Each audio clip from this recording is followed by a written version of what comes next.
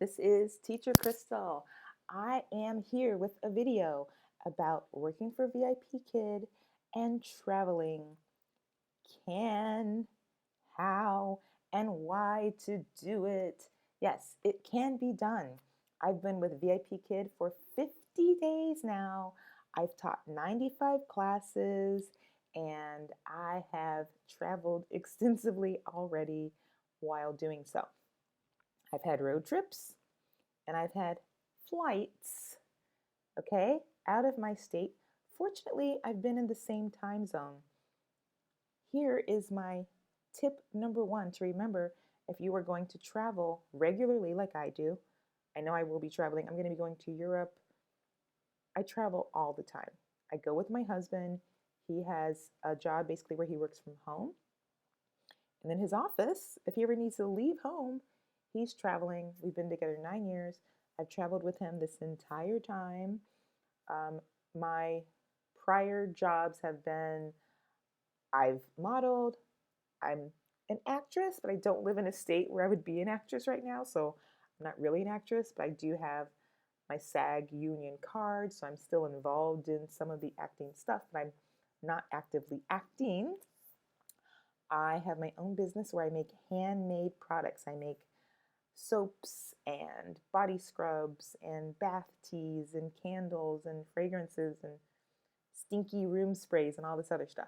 So I work from home, I just build my website, sell my items, do craft fairs, things like that. When we first met, I was selling real estate. So I love working from home and working for myself as well. This has allowed us to stay together and be together when he needs to travel. And a lot of times we get to go to really cool places. I don't want to miss out. Sometimes he's going somewhere and I'm like, no thanks. And so I don't go. But that's very rare. Back to the point. Point is, I got hired with VIPKid in October. I had one class, October 30th. And then in November, everything went crazy. And I had tons and tons of classes. And we already had things scheduled. We had places to go. And I was like, oops, okay. There's a lot of people saying, oh, you don't get booked for months and you'll have a class here and there. That is not what happened to me. And that was okay. I wasn't going to miss my travel. And I was not going to miss these cute, cute children. Okay, so my first road trip, I purchased this cute little box from Walmart. It's a footstool / storage box. Now, inside of that box, I don't like for my house to look crazy. And when I started this job, I was like, what am I going to do with all this stuff? I just have like stuff around and cutouts and lamination papers and scissors and shavings and tape and I don't know what to do. And every time I would walk into the room where I was teaching, it was a wreck and I couldn't take it. So buying that little box allows me to put everything back in the box when I'm done. If I don't want to see it or guests are coming, everything that I need for teaching is in that box. So my flashcards, my puppets, my ball, my face shapes, my whatever note things I'm hanging up, everything fits in that box. So what I did when we went on a road trip, I just picked up the box, took it with me. We get on the road. When we got into the hotel, took the box back out. I was able to unassemble everything and make my little environment in the hotel. Okay, the thing that I didn't love about this hotel, but that I loved about my husband, was that it wasn't a suite. There was just one room. So in order for me to teach, I needed to basically get up at 1:30 in the morning, start teaching at 2 a.m. in the office environment inside of the bedroom that we're sharing, and he's still sleeping. So I have told him, you can't snore. I can't have any snoring in the background. I'm so sorry. And you're going to have lots of fun while you listen to me teach the kids. Yes, you're going to get to be an insider on what I've been doing for a month and a half now that you really didn't hear every morning because I went down the hall in our house. So that's one thing to note. Right now, I'm currently on another trip. I'm in San Francisco and I could not drive to San Francisco. I did not want to. I could have, but did not want to drive to San Francisco. So we flew to San Francisco. And so that box, the storage box was not going to work out. Yeah, you should understand why. I'm not even going to get into that explanation. So all of my things to teach with, I was like, what am I going to do? So I did minimal packing. I really went through all of my props and all of my little teacher assets. And I thought, what do I absolutely need? I have all of these level 2 classes that I'm teaching right now. What have I always needed? What classes could possibly pop up and I haven't brought something for? What if I get a last minute booking? Now there's two options there. Bring enough items where you can use for a class that you may be surprised by, or close out classes. That way you aren't surprised. You know exactly what you need and exactly what you're going to be teaching. I didn't do that.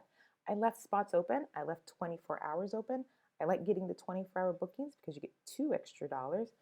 That's happened to me a lot. I love that. So I brought flashcards, just one set of flashcards. These flashcards have the big A and small a, which comes up in a lesson.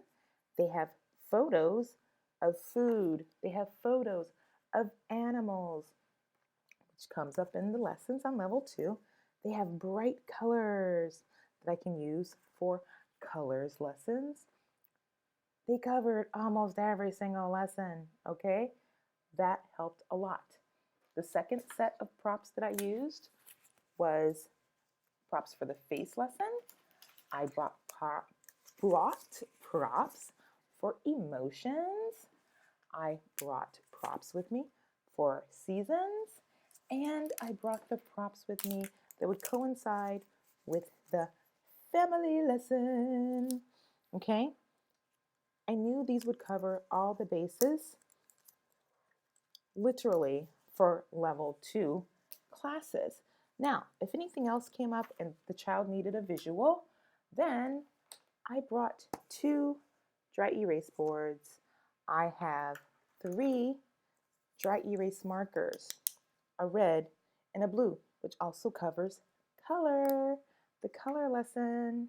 Okay, from there, I have this cute little flower, super compact. This thing doesn't like get crushed in your luggage. I've got this flower for the lesson about the faces. We cover noses and smell.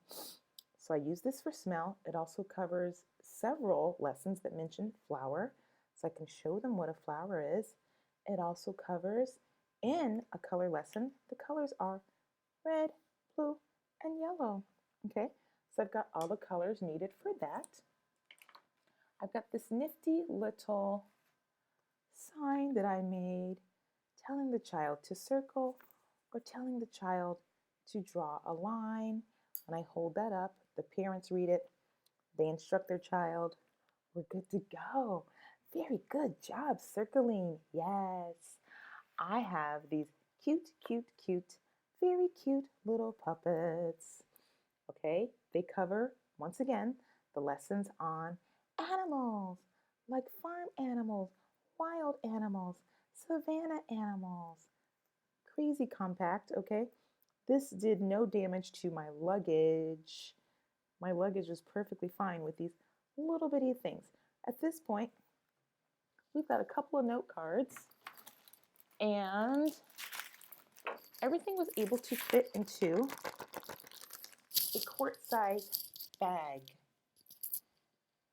That is where I put everything, into a quart-size baggie. This little bitty book, this book is hardly bigger than my hand. I use this book in event that we finish early. I can let the child read the book. I can correct them if they say something wrong. It's very good for colors as well. It's good for the animal lesson. Duck, quack, quack. If we have a B word, bubbles. It also says bubbles, bubbles on my nose, bubbles, bubbles on my toes. Where are your toes? They show me their toes. So cute. Okay, don't really need that much. Paper, pen, dry erase board, dry erase markers, a couple of props. Once again, the props that I showed you are pretty much all that you're going to need for level 2 students. I do teach level 3, but I'm not going to show you level 3 props right now. You can get by with pretty much every lesson and some creativity with your whiteboard, some creativity with your map. The map has shapes. That is a rectangle. Okay, use your noodle. If you need to show a star, triangle, diamond, what can you do?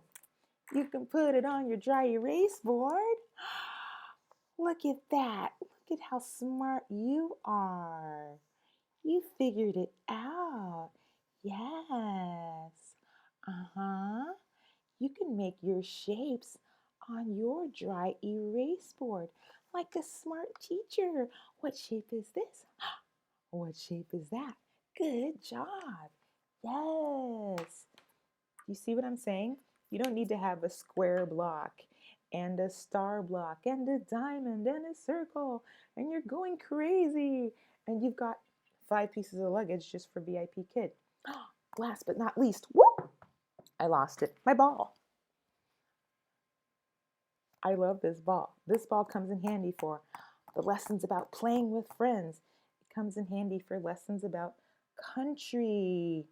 Okay? Where do you live? Yes, that's China. What color is this? Ooh, yes, yellow. I almost sneezed there. Did you see how I caught it? Did you see how I caught it? Do not sneeze while you're teaching your child. I'm just going to give you a quick tip, okay? There are a couple of times when I have wanted to or needed to yawn.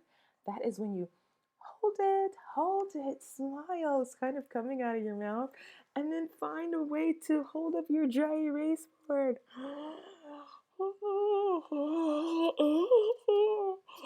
Okay, cover your face with your dry erase. Cover your face with your dry erase. Cover your face with your dry erase. Okay, anyway, don't yawn, sneeze, cough, whatever. There is a mute button. You can't hear me.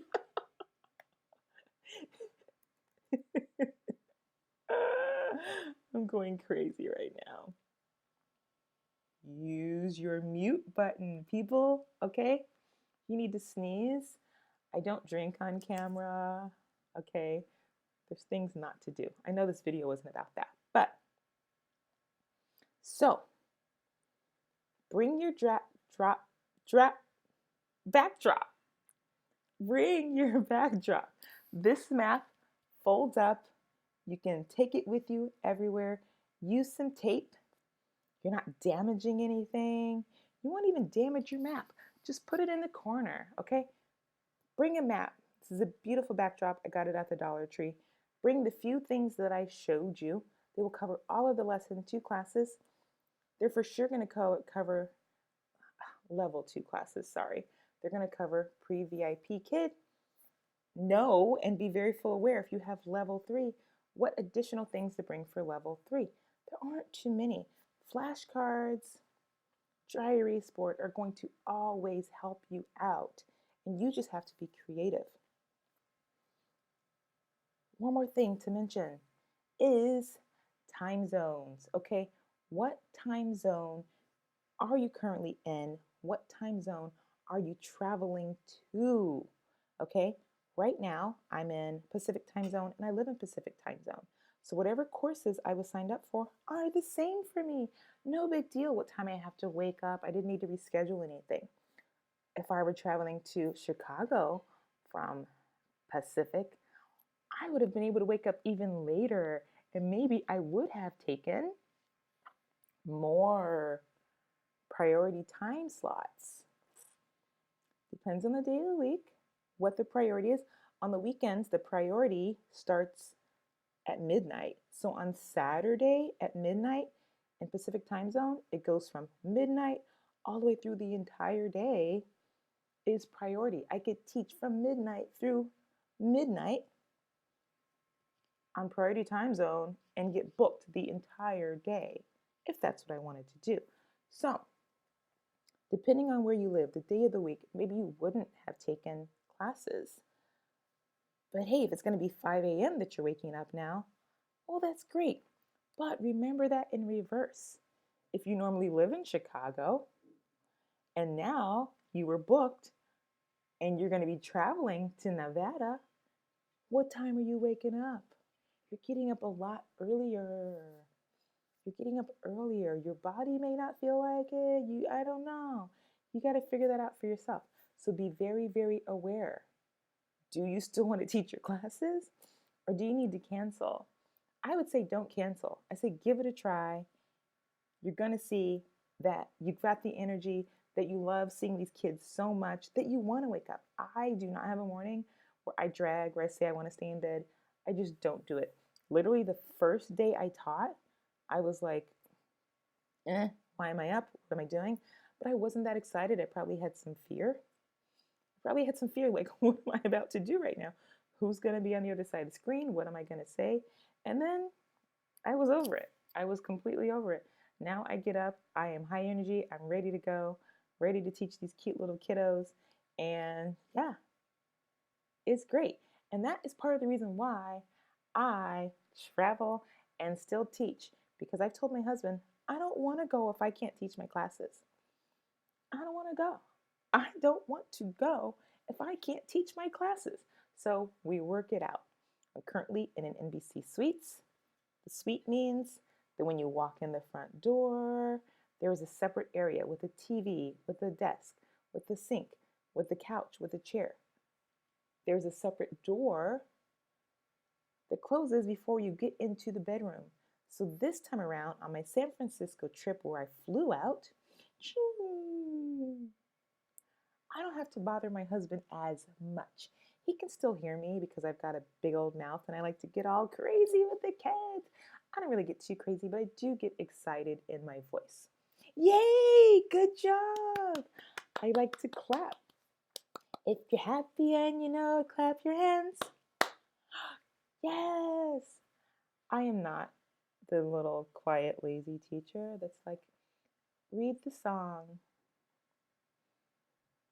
If you're happy and you know it, clap your hands. Do you know how to clap?